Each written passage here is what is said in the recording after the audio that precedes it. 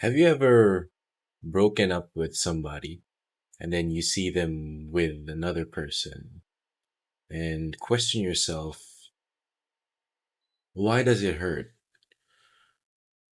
Let's not use relationships as an example. For instance, your friend asks someone else for help with something that you can do and it suddenly hurts us.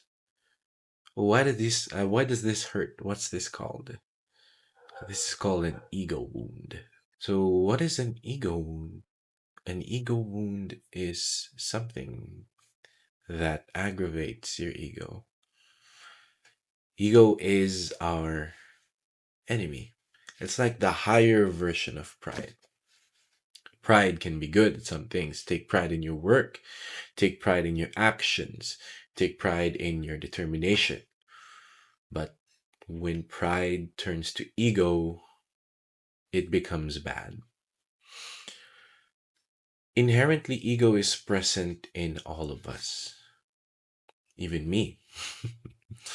Even super down in the dumpsters, especially down in the dumpsters, you'll be you'll be filled with ego because your ego has been destroyed so much when you're down in the dumpsters that you just want to keep piling that up again. Short dopamine boosts, instant gratifications. You're gonna fall trap into these if you're way down in the dumps. In order to avoid ego, in order to heal your ego, or actually turn that into something more productive, is to forgive yourself first. Learning how to live with your ego, how your ego works, learn all of it. It doesn't matter if you have to make mistakes along the way. Actually, it'll be much better if you make mistakes along the way because you actually know what to fix. So let's use the examples that I gave earlier. Let's use the friend analogy. When your friend asks someone else on something that you can do, to avoid your ego taking over here, make sure to rationalize on things. Why did he, for example, he ask this friend instead of me? Maybe that friend was nearer. Maybe that friend was a little bit closer. Maybe that friend was more accessible.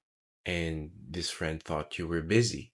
See, with those kinds of reasons, you finally make up several reasons, not just fixate on one. In order for your ego not to inflate too much, be open to all possibilities. Once those reasons are there, let go of them. It might be weird when you gather everything up and then just throw it out, but that's how detachment works. Detach from your current situations. Just focus on what you want to do. Focus on what has to be done. In order for ego not to take over you, you have to do things more logically. Emotions are important. Feeling your emotions, or rather decoding why you feel those kinds of emotions, is more important than actually acting out on those kinds of emotions. And one of those big emotions is frustration, which is tied to ego. You're frustrated on this someone. You're frustrated on something because it didn't go your thing. Just remember that the world does not revolve on your palm. The world does not revolve on you. It revolves on everyone. There's literally almost 8 billion, or rather 8 billion people here on this earth. You're not the only one running this. Might be a small chance you might be the president, you might be the Tesla owner, you might be Elon Musk, you might be Donald Trump, or whatever, okay? But the world does not run on your shoulders, the world does not run around you. To get rid of ego, don't control it, let it be. Detach from all these negative situations, all these negative emotions. In order to detach from all these situations, think of all the positive things. But do not forget the negative things, because those negative things are the ones that you will internalize in order to turn them positive. So you might be frustrated because of this, you might be frustrated because of that. Just let go of it. What can you do to make those negative emotions positive or better? But don't get me wrong, getting rid of ego is not an easy thing. It can't be done overnight.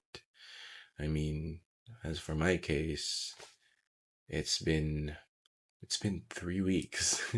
It's been 3 weeks, almost 3 weeks, and I still worry about this person. We're already broken up. Why should I worry about her? Right?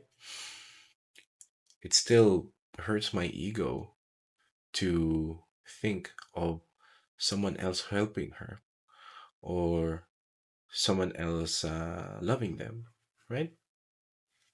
This ego thing sometimes doesn't make me sleep good at night.